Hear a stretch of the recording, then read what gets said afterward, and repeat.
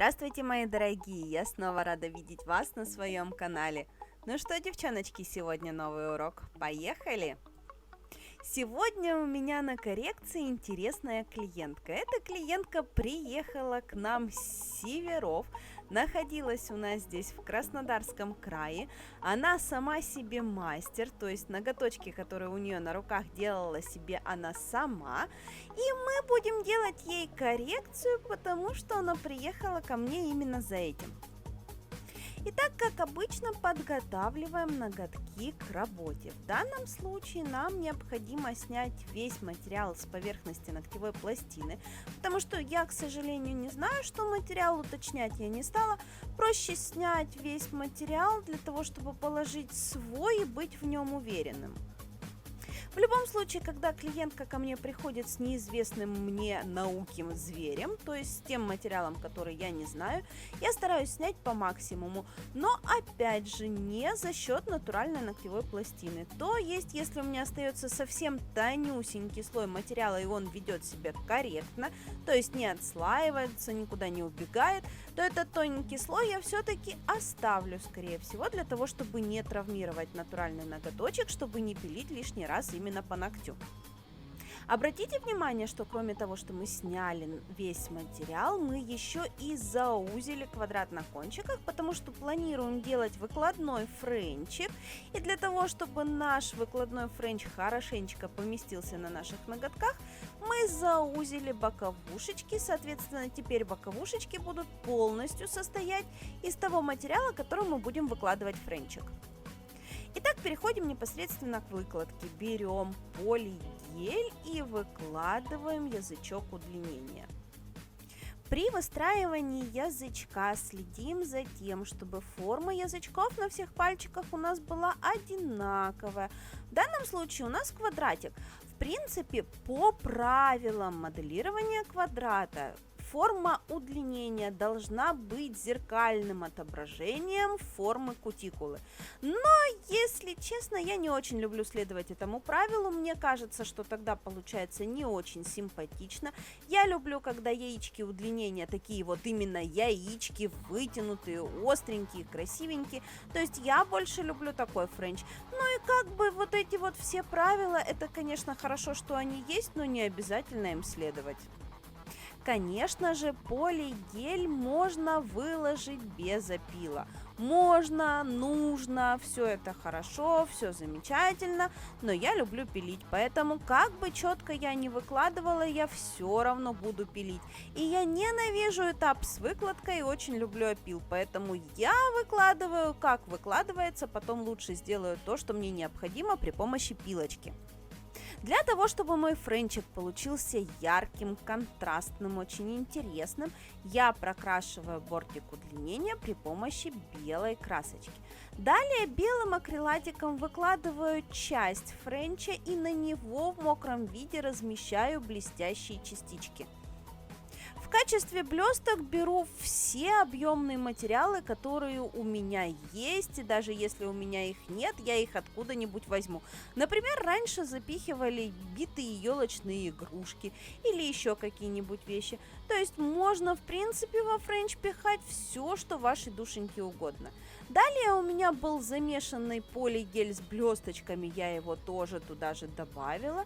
И потом смешала полигель прозрачно-розовый с красным гель-лаком.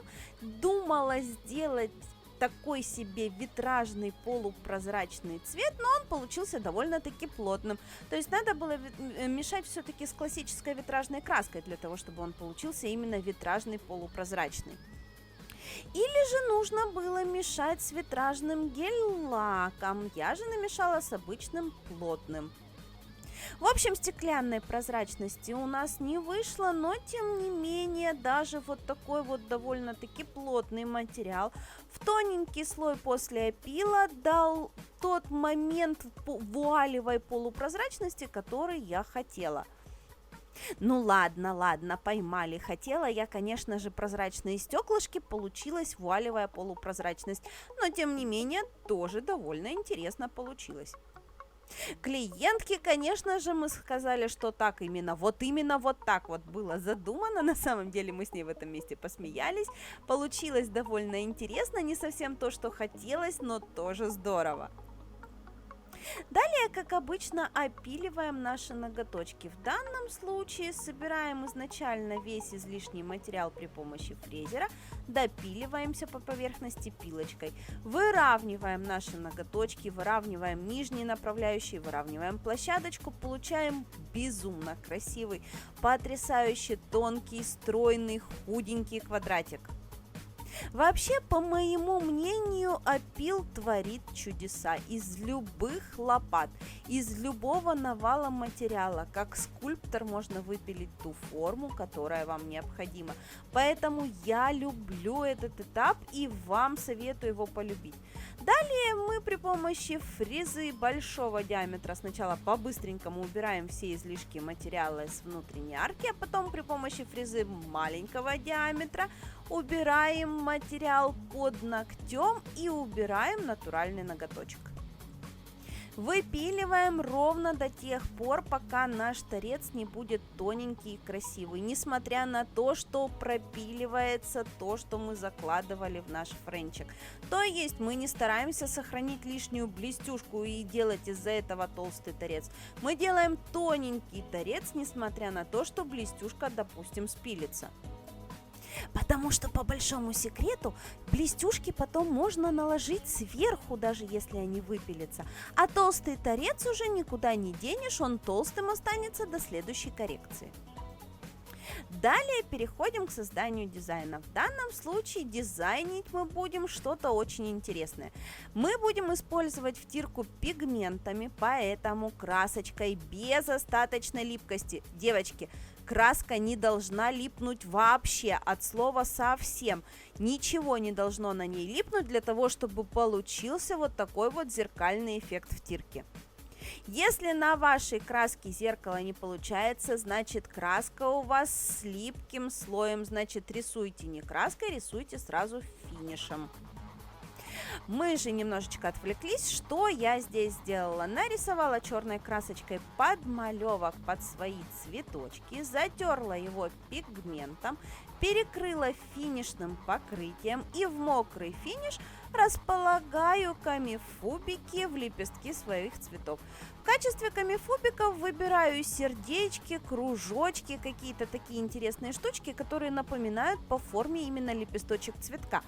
У меня получается красный френчик, на нем красный красивый цветочек и камифубики, которые отливают в зеленый оттенок, который является контрастом к красному. Получается очень интересное цветовое решение, безумно здорово смотрится на ноготочках. Теперь берем полупрозрачный белый цвет и растирающими движениями полупрозрачным цветом. Эти движения называются растушевка. Так вот, именно растушевочными движениями растушевываем свет на лепестки своего цветочка. То есть нам нужно сделать таким образом, чтобы плотный белый цвет лежал в краях нашего лепесточка, а на камифубиках у нас находился очень сильно прозрачный белый оттенок, чтобы камифубики при этом из-под него продолжали светиться.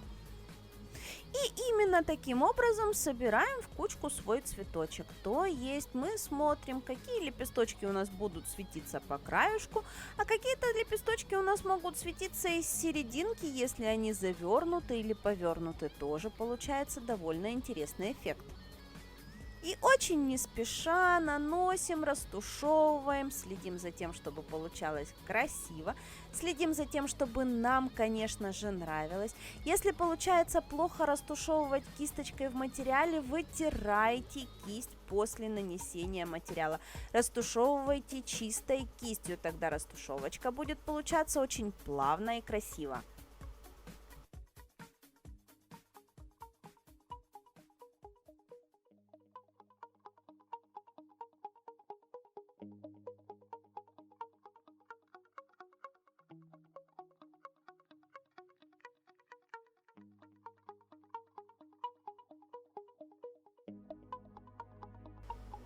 После того, как мы просушили наши растушевки, переходим, конечно же, к прорисовочке. Теперь тоненькой кисточкой, ярким белым оттенком прорисовываем свои элементы, то есть соединяем лепестки цветочка в единое целое. На самом деле камера здесь немножечко привирает. Вот этот вот растушевочный момент, он вживую смотрится намного прозрачнее, чем на камере. Камера его передает немного ярче, чем он есть на самом деле. Вживую же это выглядит действительно нечто вуалево, очень легко, очень прозрачно, очень интересно. Поэтому, когда будете пытаться повторить, делайте не так, как вы видите на камере, а делайте где-то в половину прозрачнее, и у вас получится то, что необходимо. Мы же тем временем прорисовываем наши цветочки и, конечно же, добавляем серединку нашим цветочкам, потому что, как вы знаете, цветочки без серединок – это не цветочки. Пока мы не добавим серединку, цветочек в цветочек не собирается. Конечно же, добавляем парочку штрихов на наш фон для того, чтобы связать и подчеркнуть композиционное решение нашего дизайна.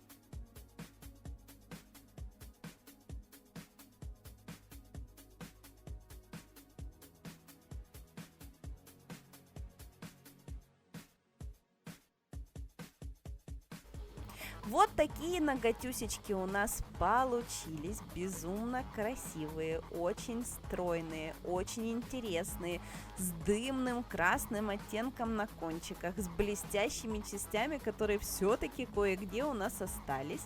Поэтому, надеюсь, вам понравилось, надеюсь, вы остались довольны, мы с клиенткой остались довольны очень. Ну а на сегодня у меня все. Не забудьте поставить лайк этому ролику. Я на сегодня с вами прощаюсь. Всем до новых встреч. Пока.